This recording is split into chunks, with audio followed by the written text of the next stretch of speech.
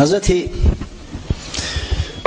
امام غزالی در احیاء العلوم روایت میکند، یک قصه آورده است از بنی اسرائیل.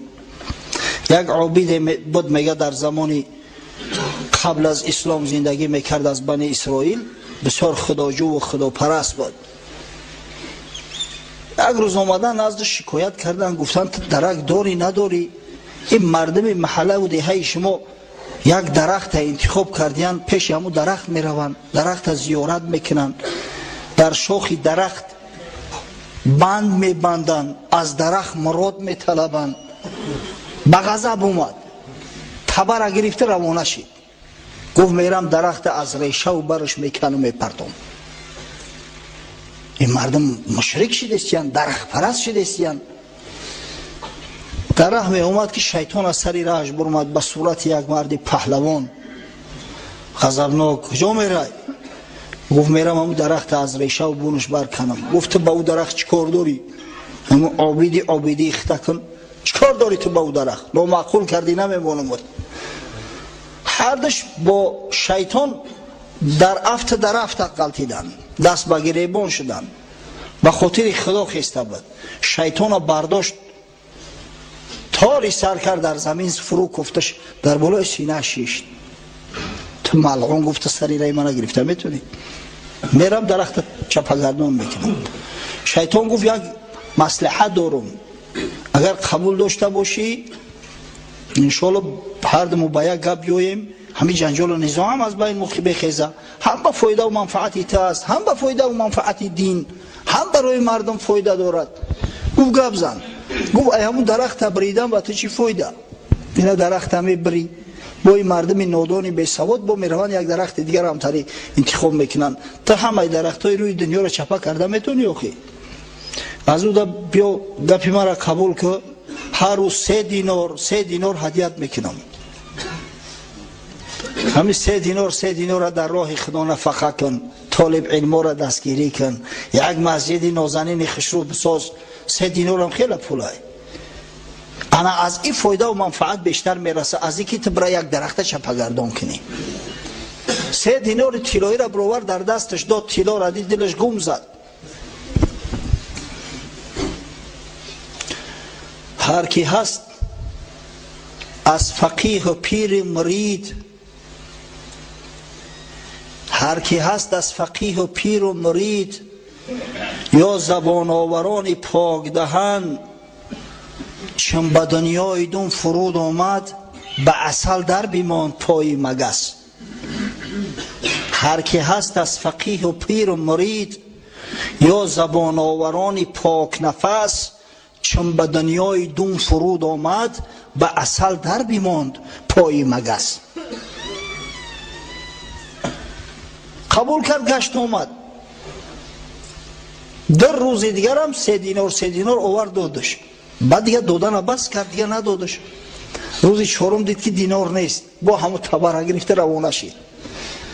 در راه آمد که شیطان سری راهش گرفت، به یک غضب، به یک سیاست. کجا میرای؟ گفت میرم هم درخت چپه میکنم. گفت نامعقول کردی، درخت به صاحبیت چپش میکنی. خالتا میکنم. خیال همون 4 روز پیشینه کرد، دست انداخت از گریبان شیطان گرفت که همین تاری سر کرد، برداشت عابد زد و تخته پشت هوش سرش کن. حیران شد، گفت سببش چی است که من 4 روز پیش 2 بار تربه پیش غلطوندم، امروز زورم به تو نرسید؟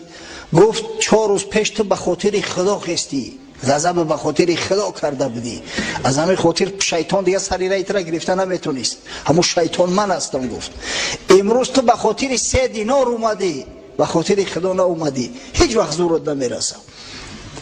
اذا استعنت فاستعین بالله، اگر کمک میخواهی از خدا کمک بخواه. بس است برادرای عزیز.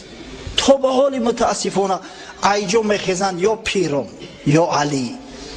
این مردم ما اهل سنت و الجماعه، از الله کمک بخواه یا الله مدد بگو. ما مسلمانیم الحمدلله. ببینه پیغمبر بزرگ ما را تاکید داره، امر کرده است اذا سألت فاسأل الله و اذا استعنت فاستعن بالله. خداوند ما و شما را در فاتحه تعلیم داد، در سوره فاتحه ایاک نعبد و ایاک نستعین، خواستر عبادت میکنیم و فقط از تو کمک میخواهیم، از غیر تو نمیخواهیم. بعدا حضرت صلی الله علیه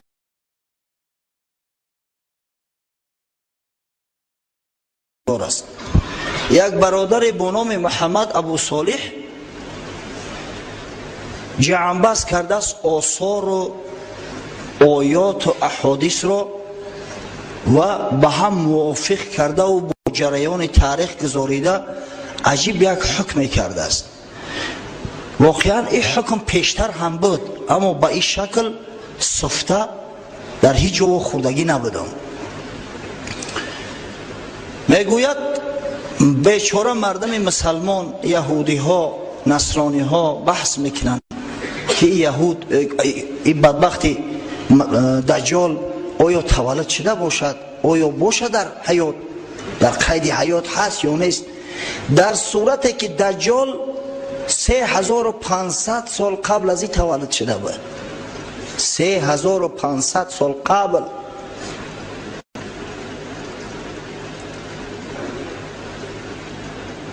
دجال در شهر با نام سامریه که از شهرهای فلسطین است به دنیا آمد، در عائله یهودی ها که اصلشو از اصفهان بود، از اصبهان، از ذات یهوذا، از قوم یهوذا. تا 5 سالگی میگوید مثل شخصی فلج شده بود، یعنی حرکتی سریع نداشت، با پشت راست ایستاده نمیتونست، گپ نمیزد. مردم میگفتند این فلج است، از خوردیش فلج شده است. حتی که پدر و مادر از بحرش گذشتند. حاکم شهر سامریه از بس که دید که همون کودک بیچاره را پرتافتیان، تحت معونت سرپرستی خود قرارش داد و او را تربیه کرد. در سن 5 سالگی اول سخنی که به زبان آورده است در 5 سالگیش بوده است. در 5 سالگی حرکت های اولینا یاد گرفت، قدم زنی را.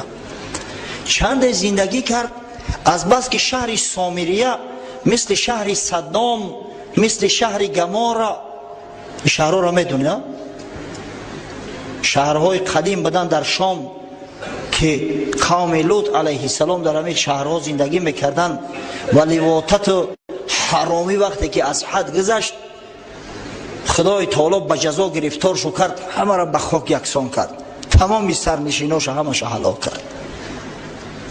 و همین شهر سامریه هم شهر لواطگرها بوده است، شهر زیناکارها بوده است. وقتی که جای لواطت رواج مییابد، وقتی که جای زنا، حرام، ریباخوری رواج مییابد، البته غضب خدا بالای اون مردم مستولی میگردد. برادرای عزیز فراموش نکنید، البته به غضب خدا گرفتار میشود. اذا ظهر الزنا او ربا فی قریه فقد احلوا بانفسهم عذاب الله.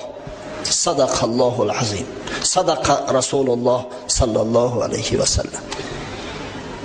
حضرت رسول الله میگه که وقتی که در محل، در مکان، خواه شهر باشد خواه دیه، زنا و ریباخوری رواج یابد، آشکار شود، مردم این سرزمین غضب خدا را به دست خویش در بالای سر خود میارن، البته به غضب خدا گرفتار میگردن.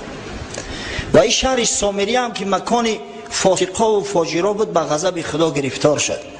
اما از بس که این دجال در آینده با اون نقشه‌هایی که خدای تعالی کشیده است باید یک فتنه باشه، این نجات داده شد، به یک جزیره برده شد از جزیره های اقیانوس هند و در همون جزیره تحت سرپرستی یک حیوان با نام جساسه که این حیوان به گاو شباهت داشته است اما به نهایت سرپشم، در حدیث های پیغمبر صلی الله علیه و سلم اومده است به حد سرپشم بود که با لفظ احلم پیغمبر او را نام گرفته است، یعنی سر تا پا همه پشم.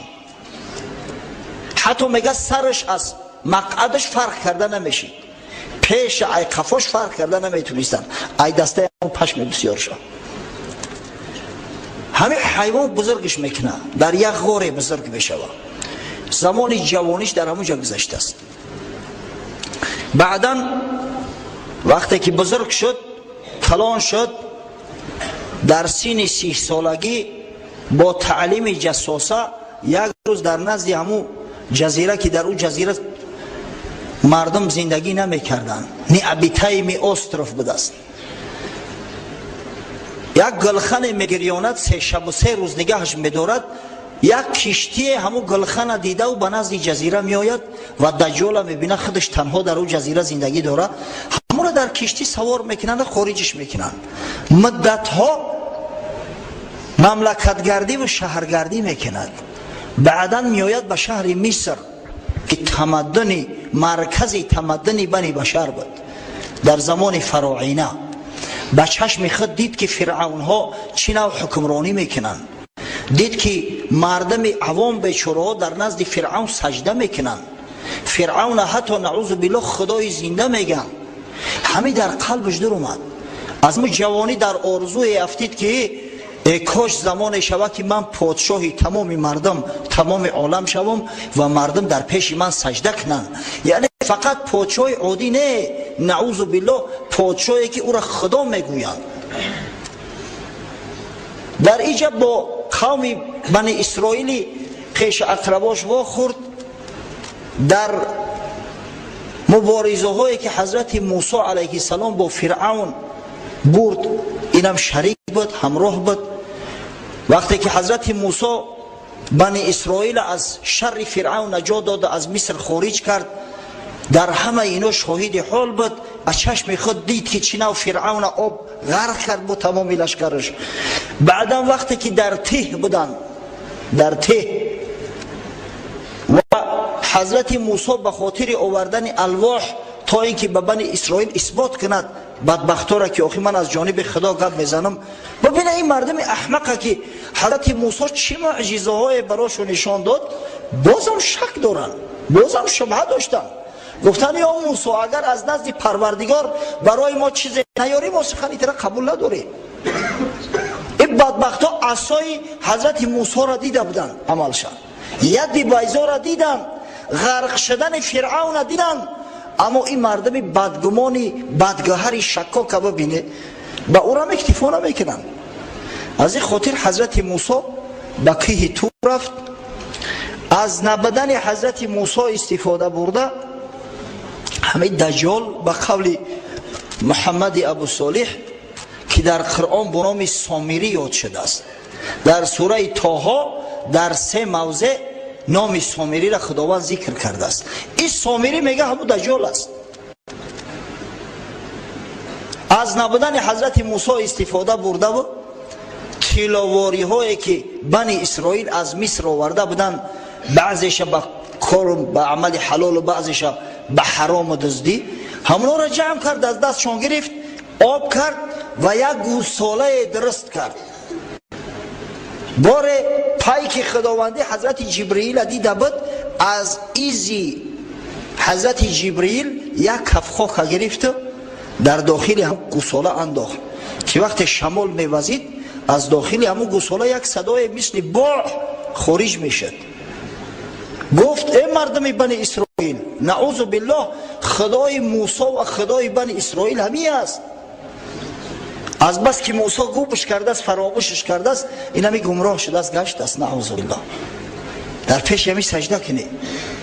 و این بنی اسرائیل که ببینه بسیار حساس هستند، بسیار حریص هستند به دنیا، به جواهرات، به مال و زر زیور. گوساله طلایی را دیدن که باع میگه، در پیشش سجده کردن. حضرت موسی آمد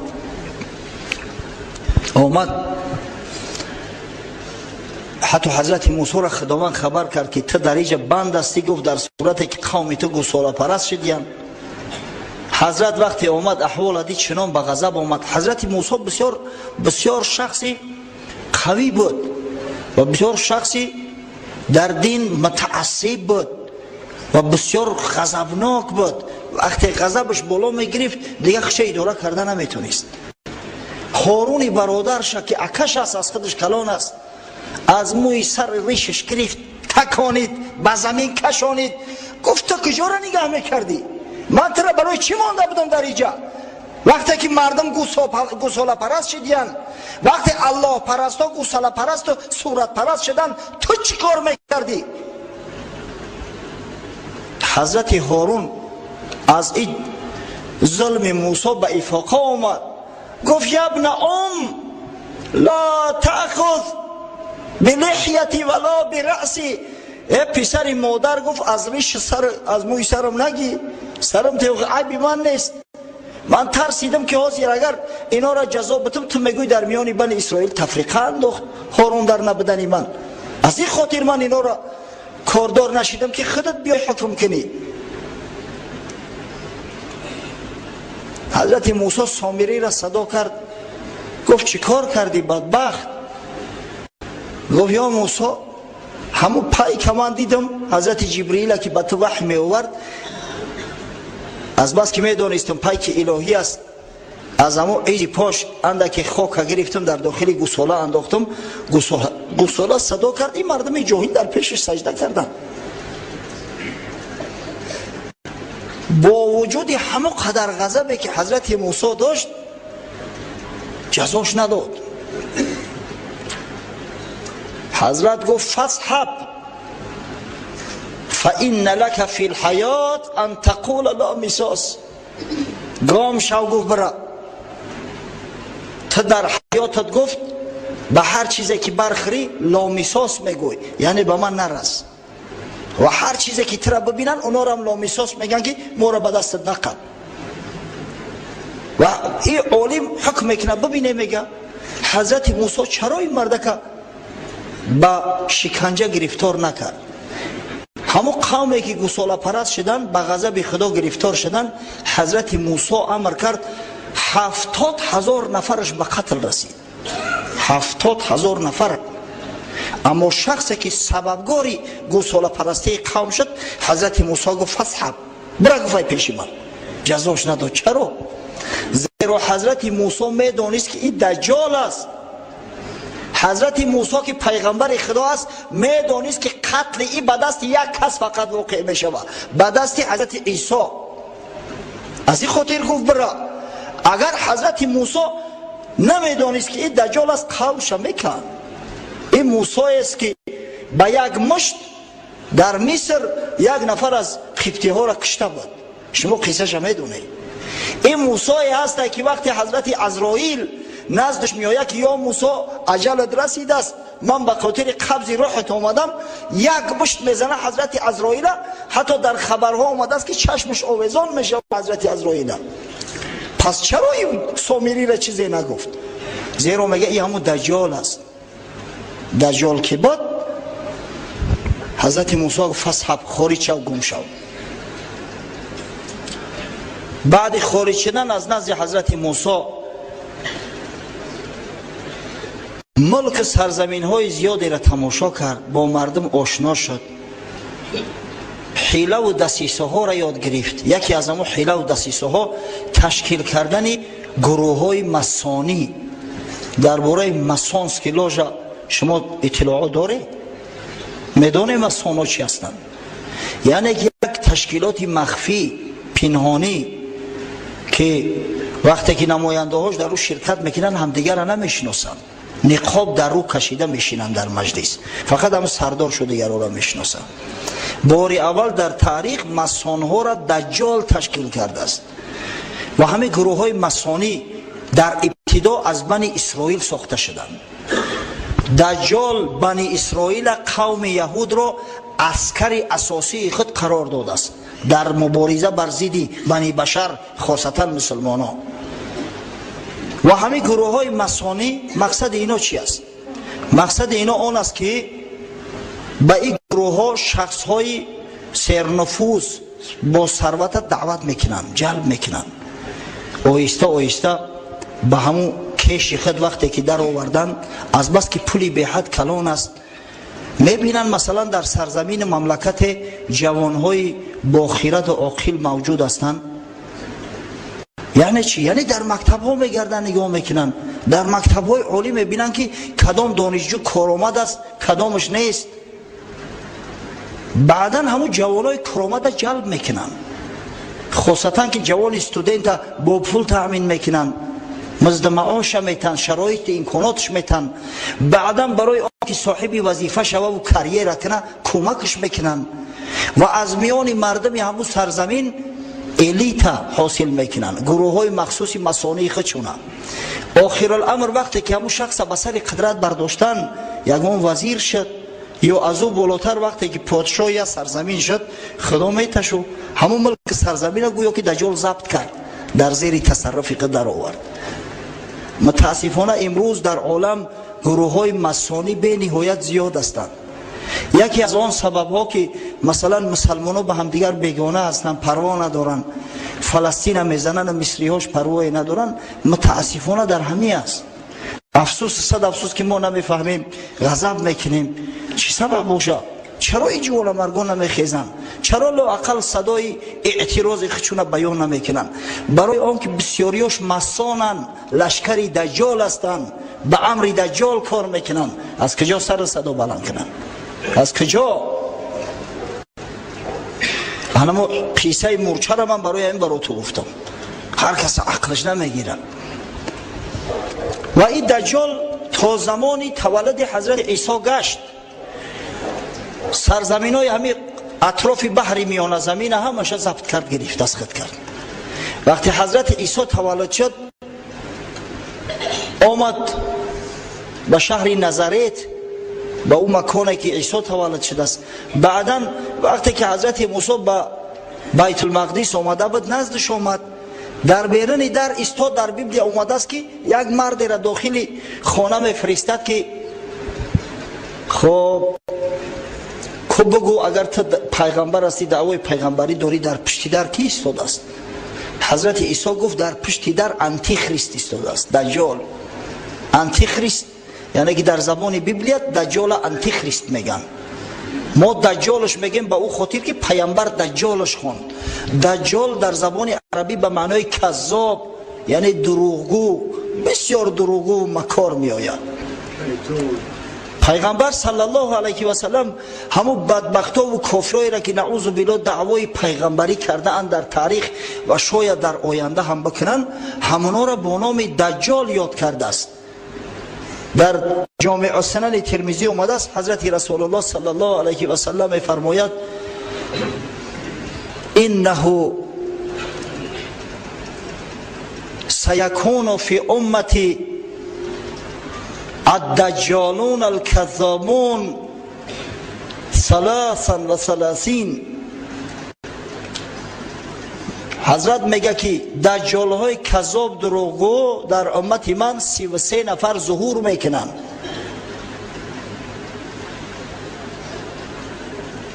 کلهم یدعی انه نبی و انا خاتم النبیین و لا نبی بعدی. هر کدامش ادعا میکنه که من پیغمبر هستم، در صورتی که من خاتم پیغمبرها هستم و بعد من دیگه هیچ پیغمبری نیست. یعنی که پیغمبر همون دروغگوها را، شخصایی که دعوای پیغمبری میکنن، با نام دجال یاد کرده است. از این خاطر ما همون آنتی خریست دجال میگیم.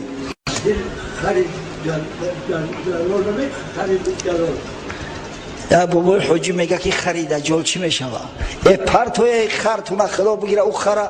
این بیچاره مردم حالی هم منتظر استودیان که دجال به خر میآید. دجال دیگه در استریبیتلا میآید، در راکت ها میآید، پرتوی که دیگه خراتونه. او خری دجال که مقصد خر است که بر ضد خدا خروج کرده است، خر است که بر ضد خدا ظهور کرده است، به این معنا میآید. اما ببینید به حد مکار است بدبخت که قوم بنی اسرائیل که به چشم خود معجزه های حضرت موسی را دیدند. بنی اسرائیل که اکثر پیغمبرها از میان اونا خارج شدند، چه نوع گمراه و گوساله پرست کرد. پس ما و شما باید احتیاط باشیم. ببینید یک بدبخت بی سعادت در خوجند ظهور کرد، یک بی سواد جاهل، فامیل شریف افت والله اعلم، نعوذ بالله دعوای پیغمبری کرد. بعضی مردم او را با به خانه هاشو دعوت میکردن که پیغمبر خدا به خانه ما تشریف بیار. نعوذ بالله. در عصر 2021 گفت موسی با یک مرد خیال که بدندش از شقاوت و زلال، صد گمانت بود در پیغمبریم، با چنین برهان این خلقی کریم، 100,000 معجزه دیدی زی من، 100 گمانت می فیزود و شک زن. حضرت موسی وقتی غضبش کرد، یک نفر از بنی اسرائیل از یوخش گرفت که آخی لعنت خدا بر تو، گفت ای ملعون کافر، آخی تو در پیغمبری من شک داشتی، اینقدر معجزه ها را از من دیدی، هر کدامش با تنقید و با شک شبهه از مینه سرت میگذروندی. بانگ زد گوساله از جادویی، سجده کردی که خدای من تویی. اخوان سوخته یک گوساله، یک ساحر جادوگر با گفت تو در پیشش سجده کردی؟ چه نبودی بدگمان در حق او؟ چه نکردی شک کنون ای زیشت خو؟ و چرا تو در حق او بدگمان نشدی؟ که شاید یکون حیله باشه. برای چی در سر تا در پیش یک بت گذاریدی؟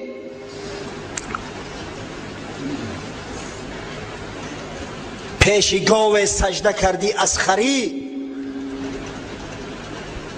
کرد گشت عقلت سید سحری سامری.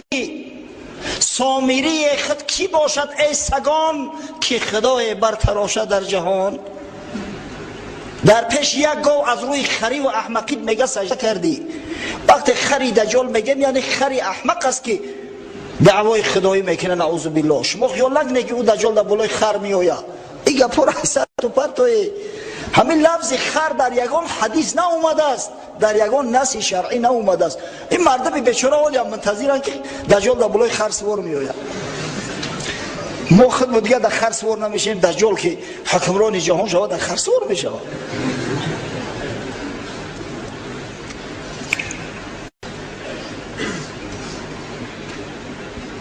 گاوی زرین بانگ کرد، آخر چی گفت؟ کهمکان را این همه رغبت شکفت. حضرت موسی را غضبش میکنه. آخر رو تو درگور میگه اینا باع گفت. اون باعی او شما چی عبرت گرفته که در پیشش سجده میکنه؟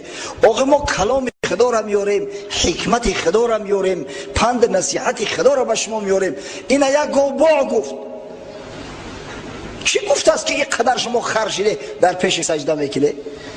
ولی متاسفانه یک گروه در بین ما پیدا شده است، دعوای تصوف عرفان میکنن و به حد جاهل هستند که به قبر پرستی مبتلا گشتیان. قبر پرست شدیان، خدا پرستا قبر پرست شدیان، مسجد روها قبرستان رو شدیان.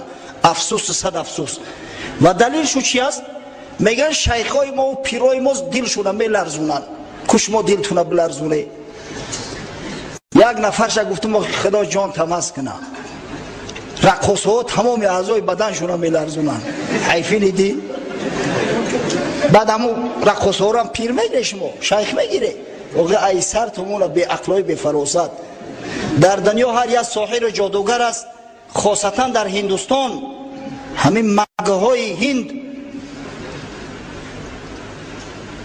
یاگه ها حیله های میکنن، در جا ششتگی در تلویزیون نشونش میتن، همون کرسیش از زمین 1 متر میخیزه. با در پیشش سجده میکنی که این کار دیگر رو کردن نمیتونن. سبحان الله. حضرت امام شافعی گفت اگر شیخی را دیده که در آسمان میپره یا در بالای آب میدوه قدمش تر نمیشوه، مغرور نشوه به او که ما اول ببینه که مطابقتش به قرآن و به سنت پیغمبر صلی الله علیه و سلم تا چه حد است. گمراه نشوه. ما هم تاکید میکنم که بچه‌های عزیز گمراه نشوه، احمق نشوه. اکثر مردم از مسجد بیگانه میکنن اینو. شخصی که قوم مسجد است آیسته آیسته گم میشود، دیگه از جماعت دور میشود. چی کار میکنی؟ در خونه میشینم ذکر میکنم. و ذکر در سرت مونه، ذکر در مسجد بیا در پیش مردم بکن. این دین جماعتی ای. قصه خودمون دوام میتیم که وقت مکم است. قصه کوتاه. وقتی که حضرت عیسی شناختش گفت این انتی خریست است، دجال است، بر ضد حضرت عیسی شور و شر برداشت. آخر الامر کار به حد کشید که حضرت خداوند عیسی علیه السلام به آسمان برداشت. شما میدونه این قصه را. و بعدا با شروع کرد در میان مردم نصرانی چنان فتنه های انداخت که امروز دین نصرانیت به 10,000 فرقه های متفرقه جدا شده است.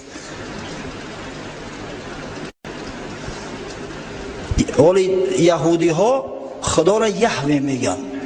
یهوه در بعضی روایات شیخ های ما اومده است که یهوه یکی از نام ابلیس است.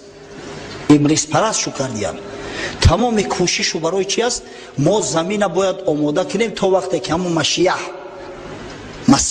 یعنی همین دجال می آید او را به خوبی بپذیریم، قبولش کرده بتونیم. چرا در دنیا پراکنده می شوند؟ به اختیار خود می شوند؟ هرگز نه. یک برادر حاجی قصه کرد، حاجی فیض الله خدا عمرش دراز کنه، گفت در همین افغانستان با وجود همین قدر جنگ هایی که بود، در زمانی حتی همون طالبان اومده بودن جنگ ها بود، در غزنی، در شهر غزنی بسیار یهودی ها رفته بودن، 2 نفرش مونده بود، برای همون سینگاگشون نگه داشتن. این همین قدر جنگ ها اونا در همون شهر بودن، در تمام دنیا نماینده هاشو هستند. زیرا که مکانی که امر فرمانی دجال به اوجا میروه همین سینگاگ است. عسکری دجال هستند بنی اسرائیل. متاسفانه اکثریت چو خودشون نمیدونن. وقتی که امر شد که فلان جا بکش برو، حتما میروه. او دیگه حقوقی سرکشی نداره. چرا امروز ما حسد میبریم که این قدر اینو به مرادهاشون میرسن، در کجای چیکاری بخواهم بکنن؟ زیرا که یک کماندیر زنده دارن. کماندیر اینو دجال است. بسیار زیرک است، بسیار با تجربه است. ثروت دنیا را همه را در زیر تصرف خود در آورده است. شاید کسی سوال کنه که آخه این دجال نخواست 3,500 سال زنده مونه، چی جای تعجب داره بچه‌ها؟ چی جای تعجب داره؟ وقتی که خدای تعالی به ابلیس علیه لعنه مهلت داد تا قیامت زنده میمونه، در صورتی که دیگر جنها تولد میشوند میمرن، ابلیس سبب اینه که تا روز قیامت زنده است. وقتی که خدای تعالی به حضرت عیسی علیه السلام مهلت داد، حضرت عیسی زنده هست، ولی قبل از وقوع قیامت حضرت عیسی به زمین می آید و این دجالی بدبخت به قتل می رسونه. پس چی جای تعجب داره که خداوند متعال به یک شخص به خاطر فتنه مثلا همین 3,500 سال 3,000 سال عمر نده؟ ما و شما اکثریت ما الحمدلله میگیم که خضر علیه السلام زنده ای. حضرت خضر هیچ جای تعجب نداره. در حدیث اومده است، بخاری و مسلم روایت میکنند، حدیث صحیح ترین حدیث از حضرت ابو سعید خدری رضی الله عنه، صحابی پیغمبر صلی الله علیه و سلم، که حضرت ابو سعید خدری روایت کرد، گفت یأتی الدجال و هو محرم علیه ان یدخل نقاب المدینه. وقتی که دجال میآید، میگه اندک پیشتر بدویم، وقتی که دجال میگه میآید یعنی آشکار ظاهر میشود. خچه آشکار نعوذ بالله پیغمبر اعلان میکنه و بعدا خدا اعلان میکنه. خدای تعالی بر او حرام گردانده است از سرحد مدینه عبور کردن. دجال تمام ملک‌ها را تصرف میکند غیر مکه و مدینه، بر روایات صحیحه پیغمبر صلی الله علیه و سلم و غیر دمشق که در اوجا مسلمان‌ها تحت سرپرستی مهدی در محاصره بودن. دیگه تمام ملک سرزمین ها را ضبط میکنه. اگه دجال میگه مدینه میآید به خاطر تصرف مدینه، اما خداوند از بس حرامش گردونده است در اومدن نمیتونه. در روایت اومده است حضرت رسول الله صلی الله علیه و سلم میگه لها یومئذ 7 ابواب علی کل باب ملکان. در همون روز مدینه 7 در داره در هر درش دو ملائکه خدا، دو ملائکه پهلوان قرول ایستادیان که دجال ندروید.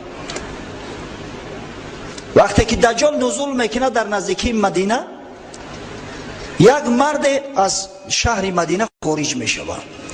حضرت میگه هو خیر الناس، بهترین مردم به در عصر زمان. میآید نزد دجال، به دجال مراجعت میکند، میگوید اشهد انک الدجال الذي حدثنا رسول الله صلی الله علیه و سلم حدیثه. من گواهی میتم که تو دجال هستی، تو همون دجالی بدبختی هستی که حضرت رسول الله صلی الله علیه و سلم حدیثی او را به ما کرده است. دجال با گرد اطرافیاش مراجعت میکند، به مردم حوالی مدینه مراجعت میکند.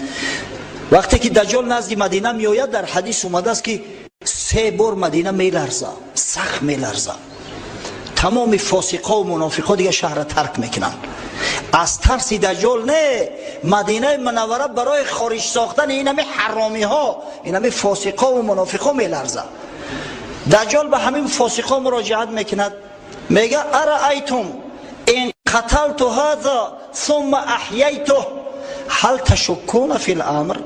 ببینید میگه اگر من همین مرد آوازی بکشم در پیش چشم تو، بعد از نو زندش کنم، آیا شما نعوذ بالله در خدایی من شک دارید؟ شک میکنید؟ در جواب میگن نه، اگر بکش زندش کنید ما میگیم تو خدا هستی نعوذ بالله. فیقتله ثم یحییه، میکشش از نو زندش میکنه. اینا استدراج میگن. وقتی که زندش میکنه، این مرد به دجال نگاه میکند، میگه والله ما كنت فیک والله ما كنت فیک اشد بصیرة منی الان. قسم به خدا میگه یقینم باز بیشتر شد که تو همون اعوری کذاب هستی، تو همون دجال ملعون هستی. اینا هر قدر که دجال کوشش میکنه دیگه کشتش نمیتونه. امام مسلم حدیث آورده است و در پایانش میگه و قال ابو اسحاق یقال ان هذا الرجل هو الخضر علیه السلام. میگه ابو اسحاق، یکی از راویای حدیث، ابراهیم ابن سفیان، گفته است که همون مردی که بر ضد دجال برآمد و با دجال مراجعت کرد، من گواهی میتم که تو دجال هستی، این خضر علیه السلام بود. آن همون لحظه ده خضر علیه السلام به شهادت میرسه، شهید میشه. پس چی جای تعجب داره که اگر دجال عمری مدید دیده باشه؟ هیچ جای عجبت نداره. خب قصه کوتاه. وقتی که نصرانی ها را متفرق ساخت، فتنه و نیرنگ های زیاد کرد، آخر الامر مانده می شود. به خاطر استراحت به همون جزیره ای که در اوجا بزرگ شده بود، کشتی سفر بر کرده و می رود. وقتی در ساحل فرمد، کشتی ها رخصت میکند، خود می آید که جاسوسه همراه 20 نفر ملائک خدا که به صورت آدم ایستاده بودند، با زنجیرهای بسیار غوث منتظرشند، از دست پاش میگیرند، در همون غاری که تولد شده بود در همون زنجیر بندش میکنن، میبندنش. این ساعت تولد حبیب خدا محمد مصطفی صلی الله علیه و سلم بود. حضرت در همون وقت تولد شده است. مدت 63 سال دجال زنجیربند بود. امام مسلم در صحیح خود، مسلم ها میدونه نه بچه ها، انشاءالله قوم مسجد ما خوب میدونن، صحیح مسلم در پهلوی صحیح بخاری است. صحیح ترین کتاب ها بعد قرآن عظیم شان حساب میکنن. این کتاب هایی هستند که در اینو یکون حدیث ضعیف نیست.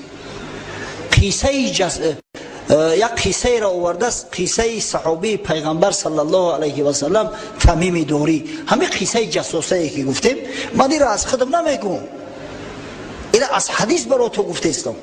با گمان نکنه که همین فانتزیاش کرد رو آورده و از خودش چیزی لق داره. منبر پیغمبر صلی الله علیه و سلم جای افسانه گویی نیست برادرای عزیز. یکی از صحابه های پیغمبر با نام تمیم داری که اصلش از فلسطین است. حتی میگن که زاهد فلسطین اردن بوده است، بسیار شخصی بزرگ بود. این سردار نصرانی ها بود، یک کشیش بزرگ بود. سال 9 هجری میوه مسلمان میشوه و در نزد پیغمبر صلی الله علیه و سلم قصهش میکنه. در حدیثی در صحیح مسلم اومده است که فاطمه بنت قیس رضی الله عنها روایت میکند، بار میگه نماز خواندیم در مسجد نشسته بودیم، پیغمبر خدا صلی الله علیه و سلم امر کرد همه را که در جهاتو بشینه، الا مصلاکم، هیچ که گفت از جاش تکان نخوره. بعد حضرت میگه بالای منبر برآمد، تبسم کرد، گفت میدونی برای چی من تو کردم؟ این برادر مو تمیم داری مسلمان شد، سال 9 هجرت بود و این برای من یک قصه را کرد، یعنی همون چیزی را که من برای شما تحذیر میدادم همون را این با چشماش دیده است و ثبوتش برای شما بازم بیشتر از زیادتر می شود. و قصه کرد. تمیم داری میگوید در کشتی نشسته بودیم، سیری بحر داشتیم، ناخواست دریا طوفانی شد، کشتی من دیگر رهگم زد. وقتی که صبح شد و طوفان قرار گرفت دیدیم که در نزدیکی یک جزیره هستیم. همون زورقی که در پهلوی کشتی است زورق گرفتیم، در زورق سوار به جزیره خارج شدیم. کشتی های کلون به جزیره نزدیک نمیشوند، شما میدونید نه؟ اگر پورت نباشه، زیرا که خوف اون است که یک خرسنگ کلون است در زیر آب، اگر در خرسنگ بزنه کشتی و زیرش سوراخ شود تمام او کشتی از کار میروید، سرنشیناش غرق میشوند. از همین خاطر کشتی در بین بحر لنگر میپرتوید، در همون جایی که مثلا چقر است بعدا در زورق ها سوار میبرویند. در زورق سوار میگه خارج شدیم به جزیره، یک حیوان آمد بسیار پشمینه، حتی میگه سرش از قفاش فرق نمیکردیم که کدام طرفش سره کدام طرفش قفا، وقتی که خم شده و علف میچری. حیران شدیم، گفتیم سبحان الله این چی هیکلی مهیبه. ناخواست به زبان در اومد، گفت شما کی هستی؟ به زبان انسانی میگه، در جواب گفتیم ما یک قوم از عرب هستیم. تو کی هستی؟ با فکرم گفتیم تو شیطانی، نخواه گاو گپ زنه. گفت شما به همین غار داخل شوه، در داخل این غار یک شخصی هست بسیار احتیاج به صحبت شما داره. ما از یک طرف ترسان که این شیطان نباشه یگان زیان ما برسونه، از طرف دیگر وقتی که این سخن شنیدیم بسیار میل رغبت ما بیدار شد. از این خاطر به غار میگه رفتیم، دیدیم یک شخص بسیار موی سری جنگیله داره، یک چشمش اعور با زنجیرها بسته شدگی در دیوار. نزدش آمدیم، گفت شما چی کسید؟ گفتیم ما یک قوم از عرب هستیم، از بنی لخم و بنی جزام. میگه سوال کرد که شما را به خدا قسم نخلستان بیسان آیا هست؟ گفتیم بله هست. گفت ولی خشک نشدی آخر موش؟ گفتیم نه. گفت تا زمان او نخلستان خشک نشود من آزاد نمیشم. سوال کرد از یک بحر دیگر، بحیره، از یک حوض دیگر که آیا آبش خشک نشده است؟ گفتیم نه، آبش جاری است. از یک چشمه دیگر سوال میکرد، گفتیم الحمدلله مردم از آبش استعمال میکنن. بعد گفت پیغمبر آخر زمان برآمد؟ گفتیم بله. افسوس صد افسوس وقت مو تنگ است، اگر من کلمه های حدیث براتون میگفتم خیلی راحت میکردی. گفت